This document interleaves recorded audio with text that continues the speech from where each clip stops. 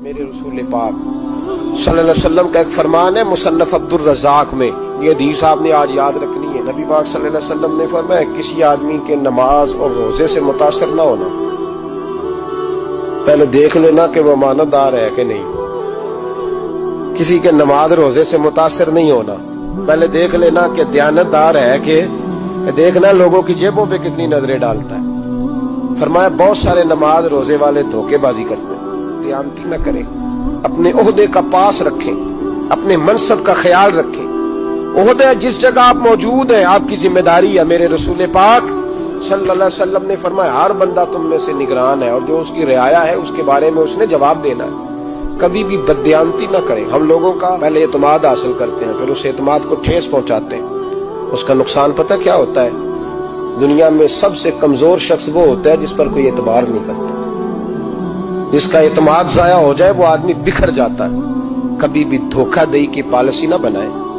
ہم لوگوں سے مفادات لینے کے لیے اپنے رویے میٹھے کرتے ہیں، اور جب کام نکل جاتا ہے پھر ہمارے رویے بدل جاتے ہیں۔ یہ دھوکہ ہے، یہ بددیانتی ہے، اس کو اللہ رسول نے پسند نہیں کیا۔ میرے نبی پاک علیہ السلام نے فرمایا جس میں تین باتیں پائی جائیں وہ تو منافق ہے۔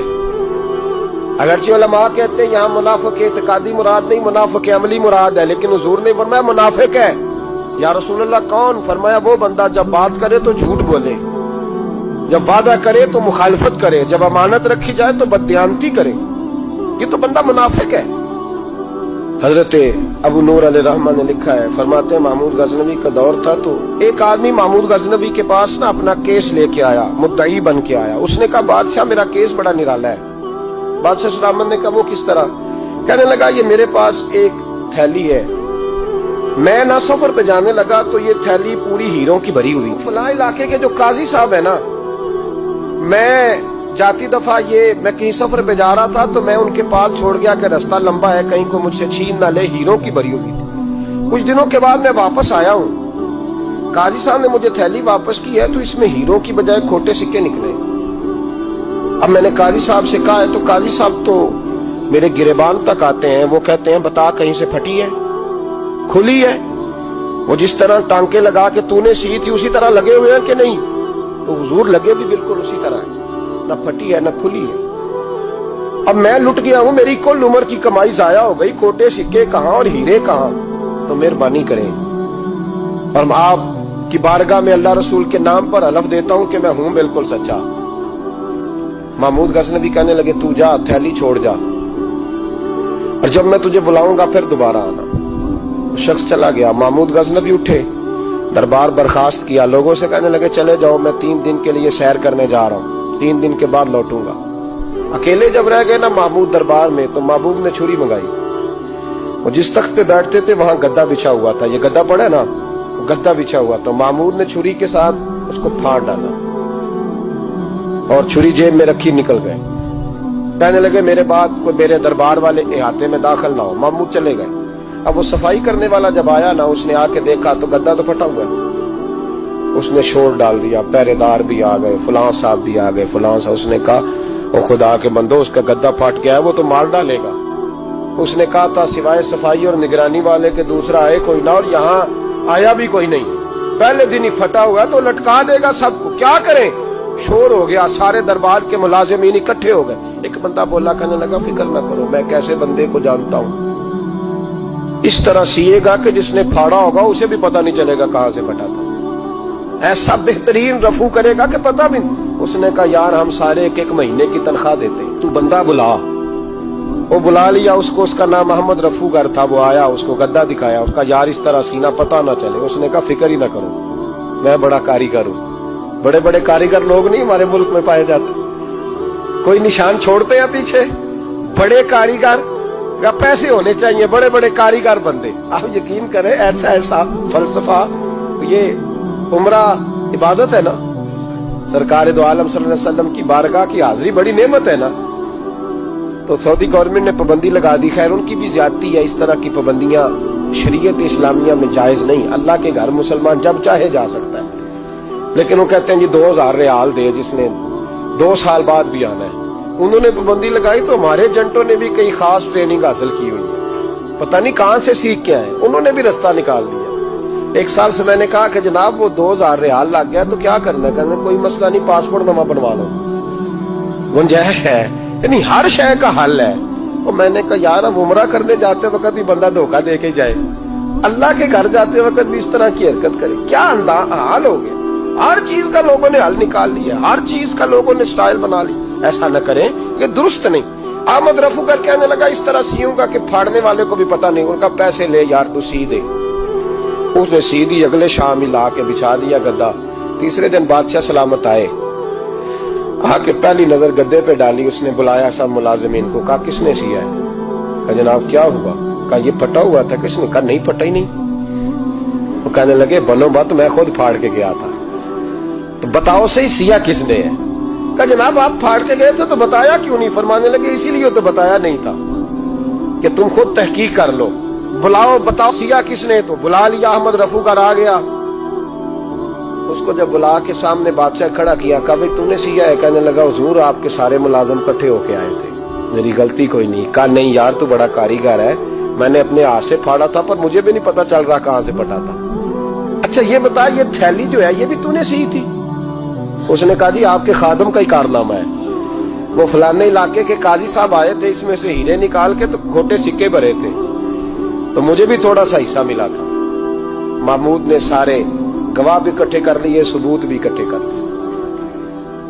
फिर काजी को बुलाया, पहले सारे सबूत और गवाह केस हल कर लिया। फिर हमारे यहाँ ये हाल होता है कि मुदई 2-3 हफ्ते के बाद खुद ही हाथ बांध जाता है, कहना तुसी मेरी जान छड़ो, मुजरम फड़ो भावे ना पड़ो।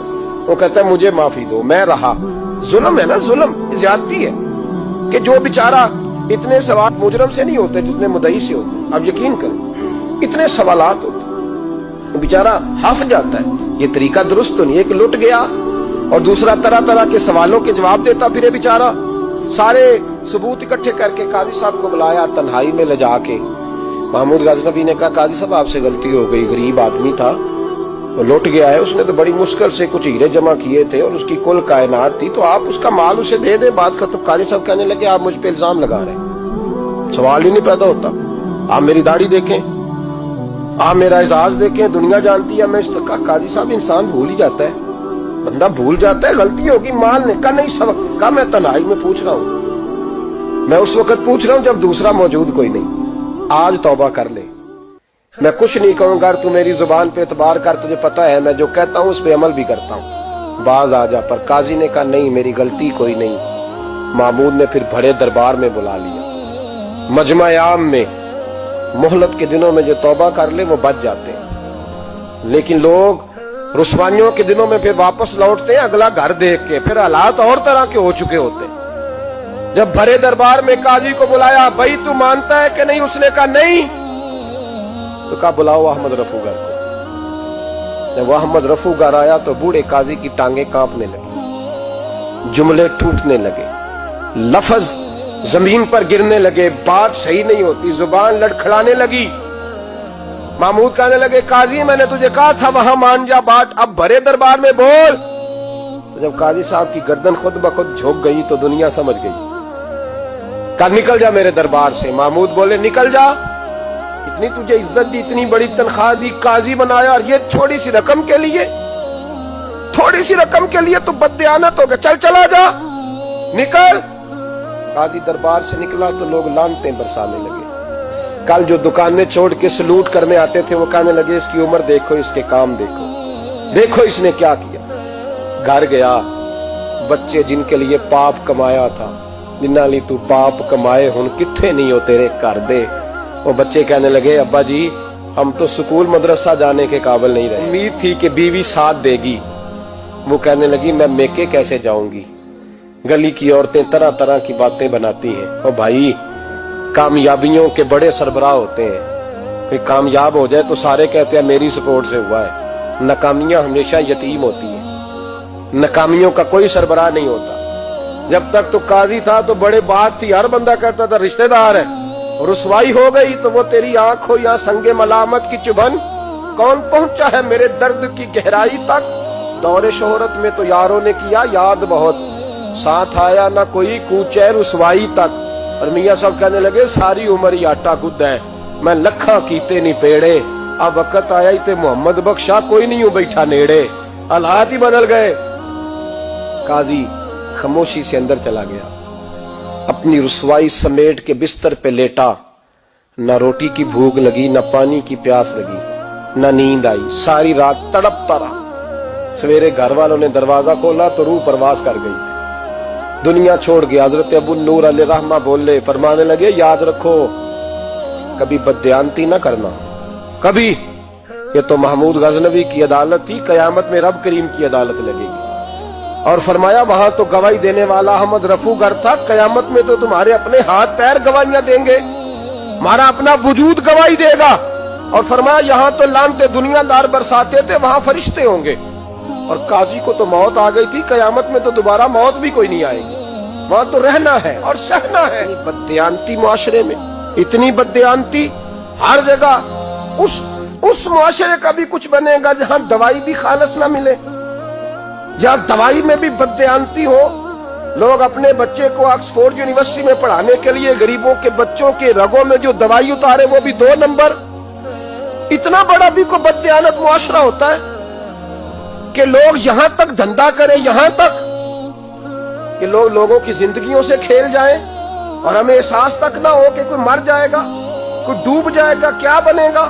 और जिसने वो रजिस्टर की दवाई की, उसने 2-4 लाख रुपया लिया और उसने ये नहीं सोचा कितने इंसान मेरी वजह से मरेंगे।